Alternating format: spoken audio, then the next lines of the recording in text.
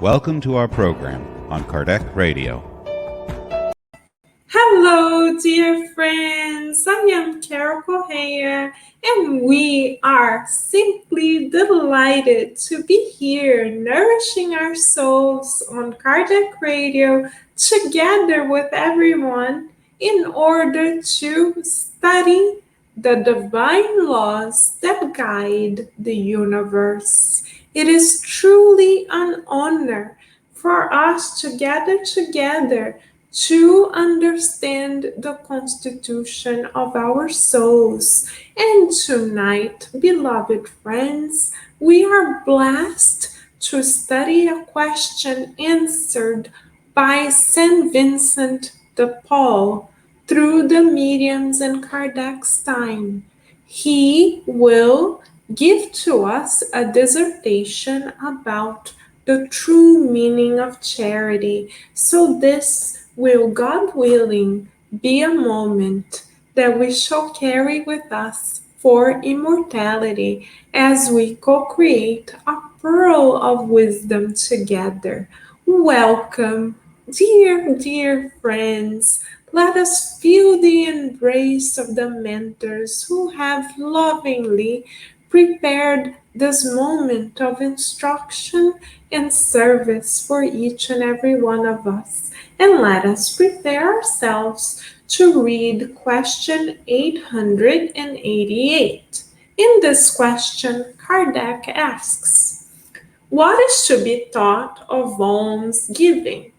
And the spirit of Vincent de Paul answers as follows.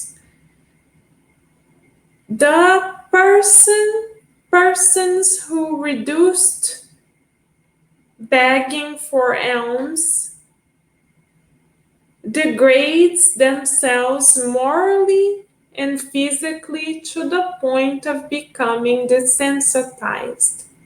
A society based on the law of God and of justice would provide for the life of the weak without humiliating them. It would ensure an existence for those unable to work, not leaving them at the mercy of chance or of the goodwill of others.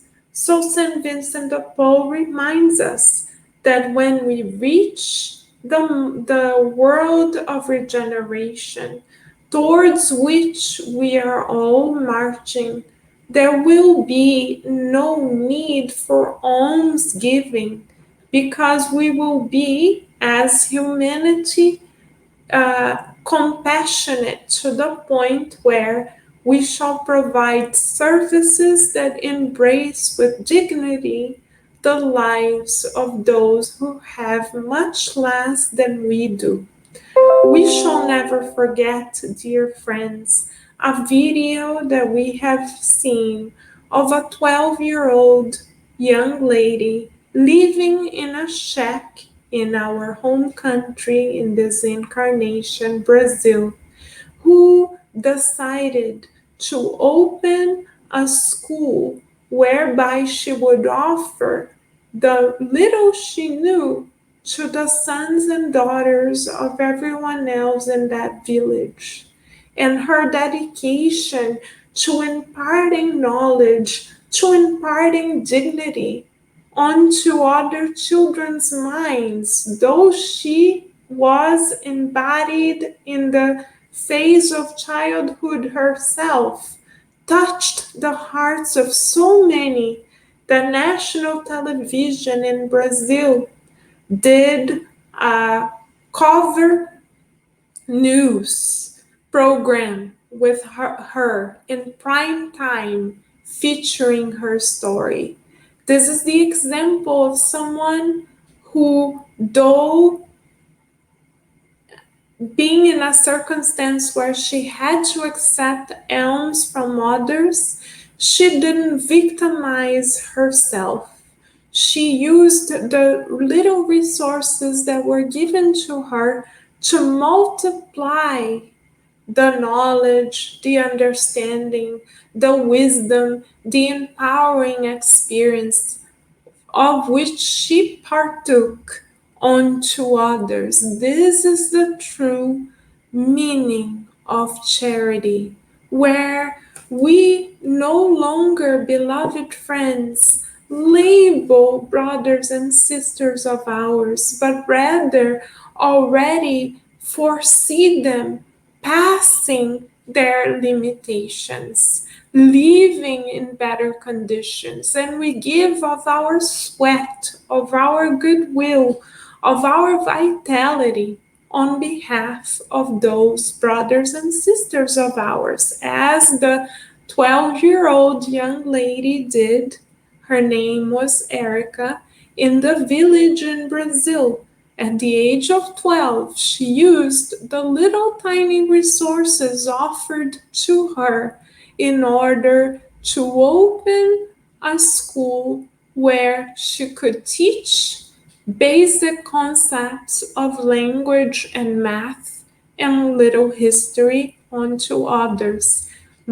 Professor Erica, we learned in the news report, went through garbage to get tables and chairs for her students.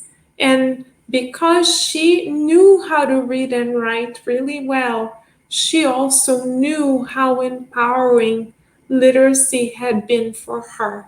And rather than victimizing herself and labeling herself as someone who had been doomed to a life of sorrows, she converted the little she had on behalf of her community.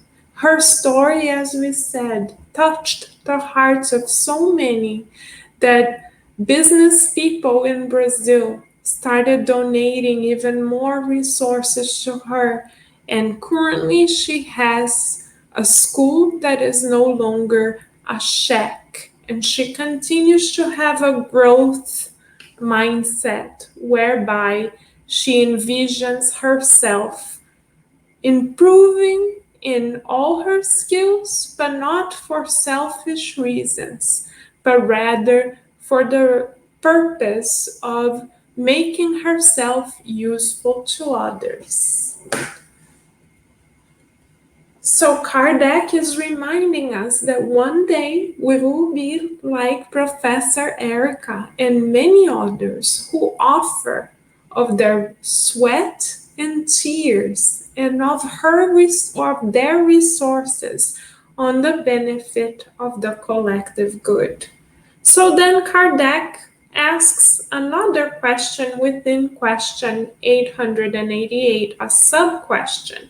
In the sub-question, Kardec asks, do you condemn almsgiving then? And St. Vincent de Paul responds, no, it is not giving to the poor that is reprehensible, but the way in which it is frequently done. The good person who understands charity according to Jesus seeks out those in need without waiting for them to hold out their hand. True charity is always good and benevolent, characterized as much by the way it is done as by the deed itself. So once again, we ask for everyone's permission to bring Professor Erica's example once again. Though she knew that there were many in need, she didn't humiliate them by saying, oh, you guys don't know what I do know. You will not have the same opportunities given to me, so let me give you some little change that I have. No, Erica in the village in Brazil did not display such an ostentatious and proud attitude whereby she either directly or indirectly humiliated those whom she helped.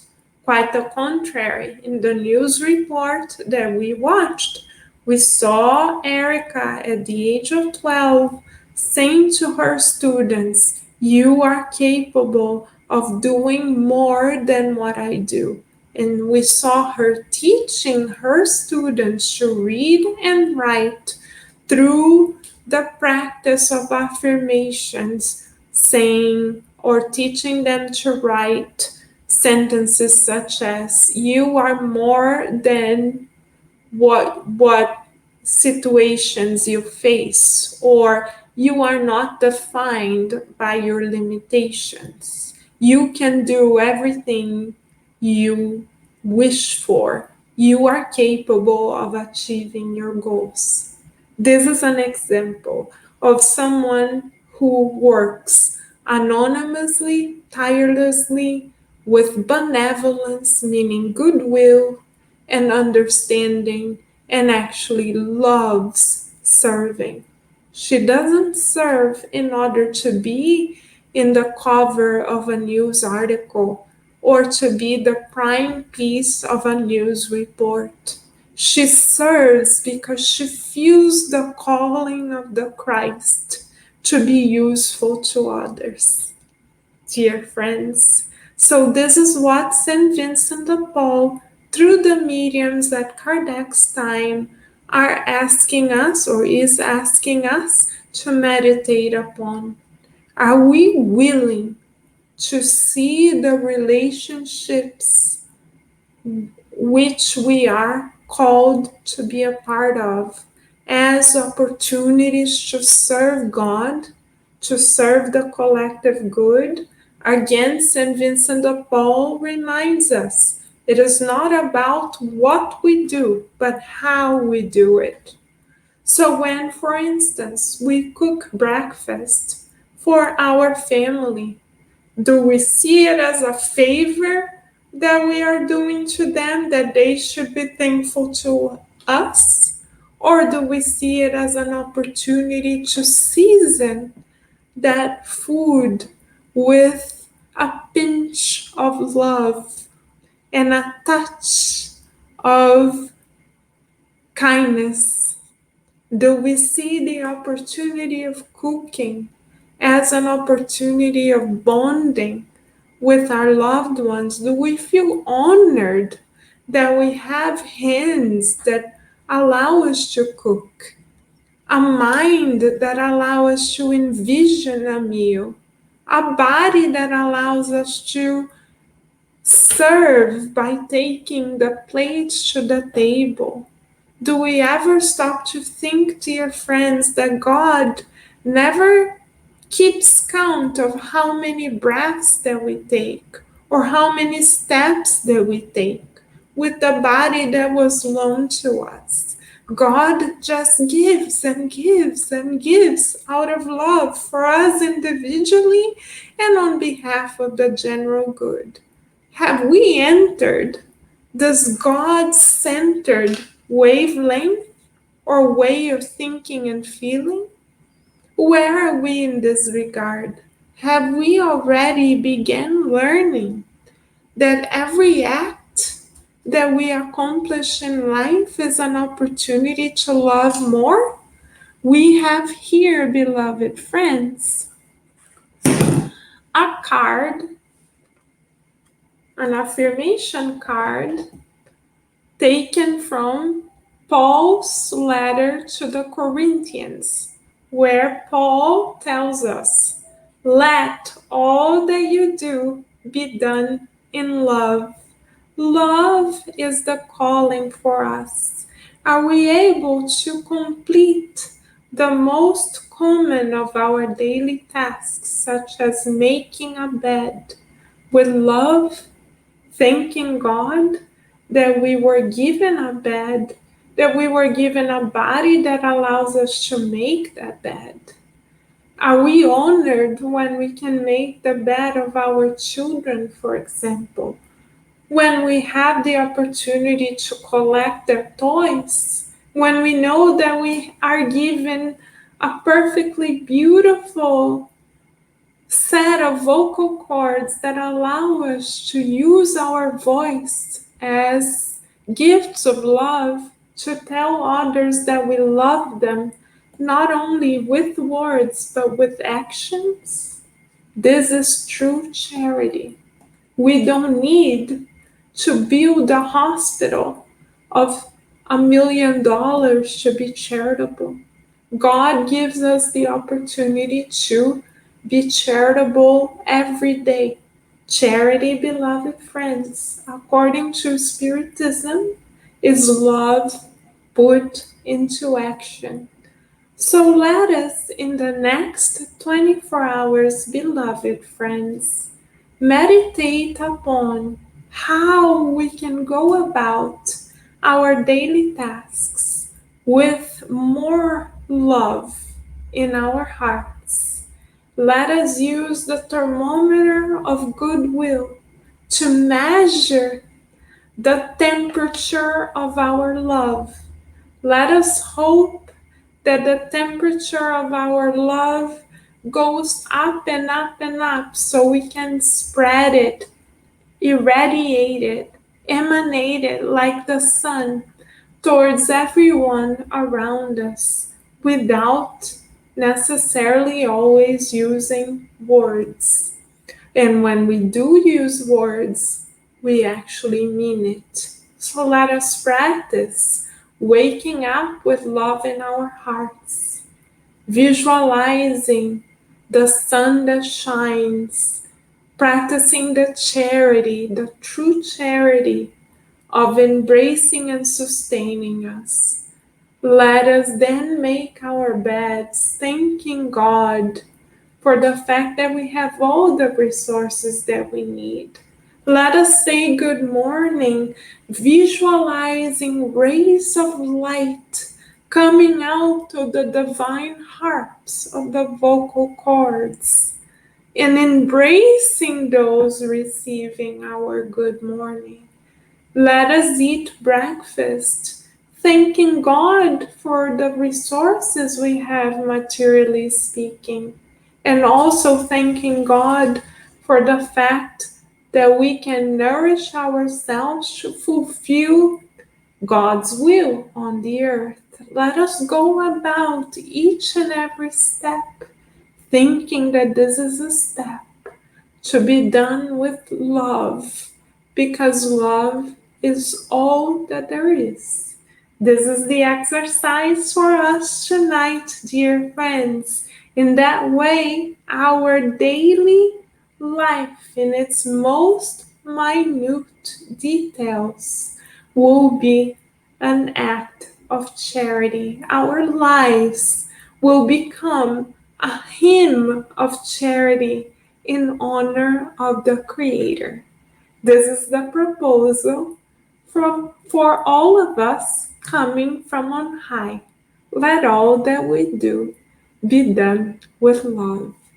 Thank you, beloved friends, for the honor of being together in the good. Let us all feel the divine vibrations of love that embrace us, and let us all multiply it, spread it all the way around through thoughts, feelings, attitudes, inner choices, words, and actions. We wish you many blessings, and we invite you to stay tuned right here on Kardec Radio, where we are always nourishing our souls. Thank you, friends, and we look forward to seeing you next time.